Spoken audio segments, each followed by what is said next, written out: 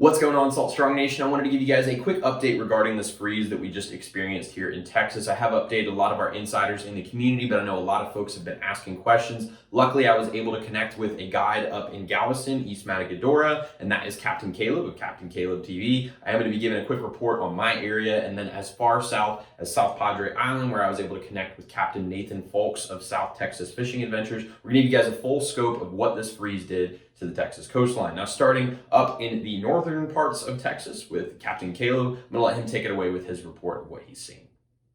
Hey Wyatt, so Captain Caleb here, up here in Matagorda. I had some people go out and check East Galveston a couple of days ago. They went out, they didn't see a whole lot of a kill. Now, East Galveston is a deeper bay. It's got a lot of ship channels. It's got a lot of refuge for the fish.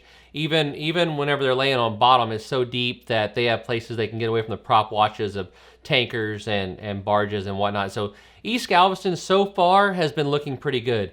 West Galveston is kind of up in the air still. I got some videos the other day of a bunch of trout laying on bottom and more today. And so what concerns me here is that they're still on bottom. They haven't floated up yet.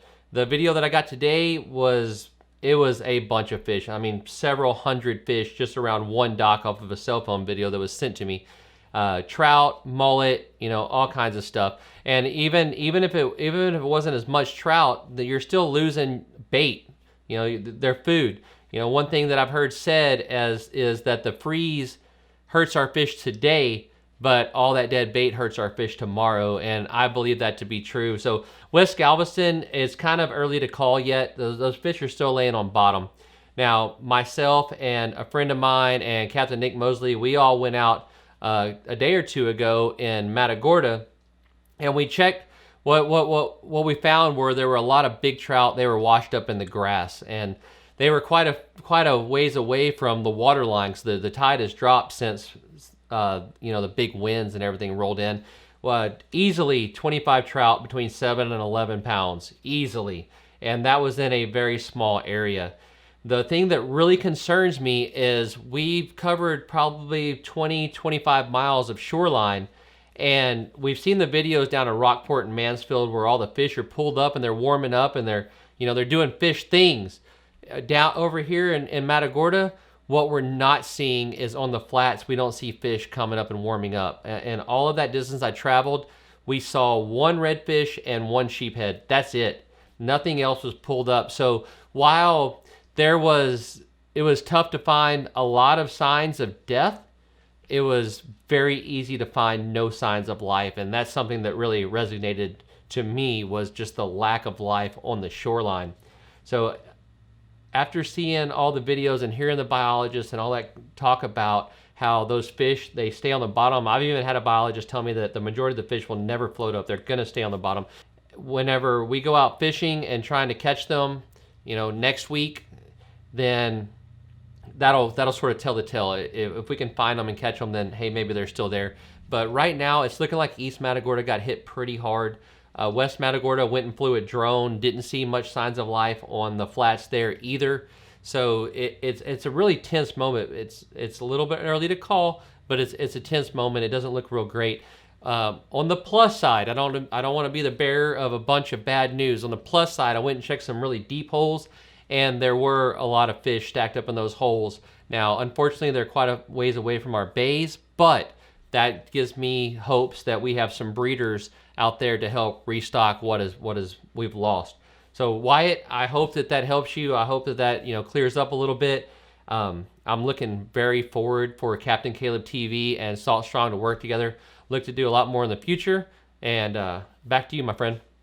So very much appreciative of that, Captain Caleb. I'm going to go ahead and give my report just because it's a little bit further down the coast. Again, really before we started having those warming temperatures, I didn't think the freeze was as bad. With the freezing temperatures, the fish are kind of locked down on the bottom even once they've frozen to death. Once it starts to warm up, they start to kind of float to the top, as we've discussed. And I didn't see a whole lot other than just dead bait, some sand trout, some smaller speckled trout before it started to warm. And now that it started to warm up, I'm seeing a lot more large trout on the shoreline that the tide has kind of brought in, that the wind has blown in. And I'm really seeing the same kind of thing, that the trout were very severely affected by this freeze. There's a lot of very large trout that are dead on the shorelines. I mean, hundreds of 20 plus inch trout that are on the shoreline. Not a whole lot of redfish, not a whole lot of black drum, but tons of dead bait and tons of dead trout. It's been really upsetting to see. I don't know exactly what the numbers here, again, are for my area. We're just gonna have to wait on Texas Parks and Wildlife to determine that one. But I wanna go ahead and let you guys see Captain Nathan Fulks' report of what we were seeing down in South Padre Island, which is a little bit further south than me. So was some warmer temperatures, but keep in mind, there's not as many deeper areas in that zone. So this was one of the more,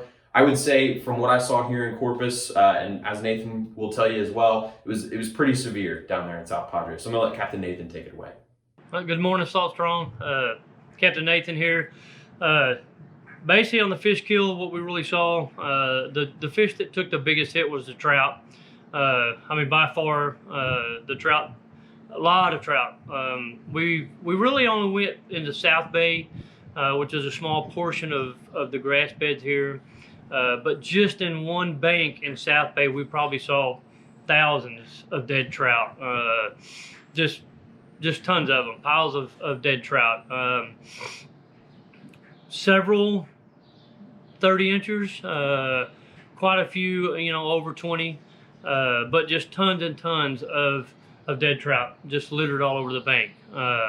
The reds, not so much. I think we probably saw 4, maybe 5 reds. Yeah, less than 10. Less than 10, that was good. Yeah, so that's not bad. It's not good, but it's not bad. Black drum, we probably saw about the same. I would say the reds and the black drum about the same hit. But by far, as for game fish, trout by far took the biggest hit. A lot of ladyfish. Some people look at that as a blessing because, ladyfish are kind of annoying when they're fishing, but they're part of the ecosystem, right? So there's a reason the ladyfish are out there. And then lots of bait, dead mullet, pigfish. I mean, it's a pretty big hit, but as for game fish, by far trout took the biggest hit. Flounder, snook, I'm surprised we didn't see more snook out there, but the flounder and the snook kind of lived their winters in the deeper water already, so I'm hoping that kind of saved them because they were already in the water that's more stable temperature-wise. So it's very possible. I probably only saw 4 or 5 dead snook in the whole last 3 or 4 days. So that's good for the snook population. Again, the flounders, most of them are probably out in the Gulf anyways, and the ones that aren't are in the ship channel where it's 50 foot deep, and they were closer to stable water. So that being said, let's talk about recovery. So as an angler, just a sports fishing guy, and I'm an enthusiast, I fish every day. We need to give them a break a little bit, right? Can't say don't fish, but as an angler, you want your grandkids to be able to do the same thing that we're doing. And in the trout world, the better we respond to this catastrophe, the quicker our recovery will be. So that being said, we talked about, a 20-inch trout. That's about 1 million eggs a year, or for the next spawn. So if you catch a 20-inch trout right now, they're still kind of hypothermic. They're easy to catch. I caught one yesterday, literally by hand. He was swimming by and I could just reach down and pick him up. So that's a 20+ inch trout that was so wore out from trying to survive the cold that I hand caught it as he swam past me. So if you think of that, that means when you catch him on a lure or with your pole, not the best thing for the trout right now. A lot of stress. Right, a lot of stress, and that fish that might recover if it was 80-something degrees, if you released him, he may not make it right now. Next week it's supposed to be in the 80s down here in South Texas. Those fish will have recovered a lot from that, and it won't be as big of a deal. But for right now, the best bet would be good to nature. Nature will be good to you. Just give them a break. Let them recover a little bit, and that'll make our recovery a lot quicker. Instead of having a 4-year recovery, maybe we can bring that down to a couple-year recovery to get back to the numbers that we were at prior to this cold front. And like we said, we saw a lot of fish yesterday swimming around. Even in the channel right here in front of me, we saw probably 40 reds just swimming around out in front of the dock. Now, granted, they're alive, which is great.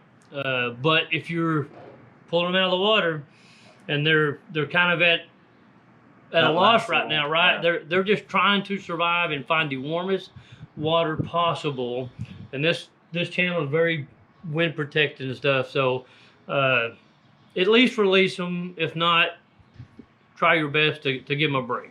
So there you guys have it. That's a full report of the Texas coast in regards to this freeze. Now, I do want to reiterate some of the things that the guides and myself have said. Really, right now, it's completely legally your right to fish. I'm personally not going to be fishing for the next week and a half just to give these fish a reprieve. But again, you can't tell other folks what they can and can't do. It's against hunter and fisherman harassment laws. So it is up to you to make your own decisions on whether you want to be fishing right now or not. Again, I would say that the fish need a little bit of time to recover. That's just my personal opinion. And it is your right to go out fish if you would like to. I do believe a week or two from now, these fish will be recovered. You'll be able to fish for them again. I personally am not going to keep anything for the rest of the year just because this is a different ecosystem than what I was fishing up in North Carolina. A lot of folks might reference my other videos where I was out fishing in those types of temperatures.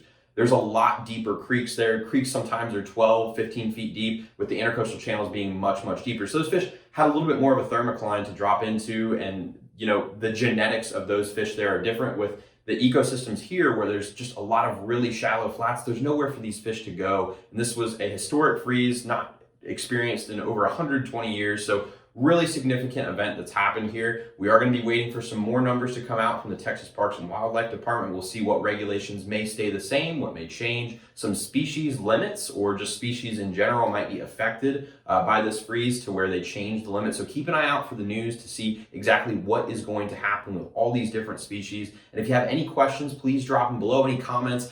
We want to open the discussion floor here on what you guys think maybe should be done or what you believe is going to be an effect of this freeze. I do want to create open discussion below, so feel free to make a comment there. And if you would like to learn, once this all does become a little bit better, how to become a better fisherman and save money on tackle while catching more fish in less time, highly recommend you join us in the Salt Strong Insider Club. So if you're new to Salt Strong, just know that we're the best online fishing club in America because we literally guarantee that you'll be catching more fish in less time while saving money on your tackle. We do this by providing you with premium education, an exclusive online fishing community, and access to group discounts on the best saltwater fishing tackle. To learn more, go to saltstrong.com. We hope to see you in the Insider Club family soon.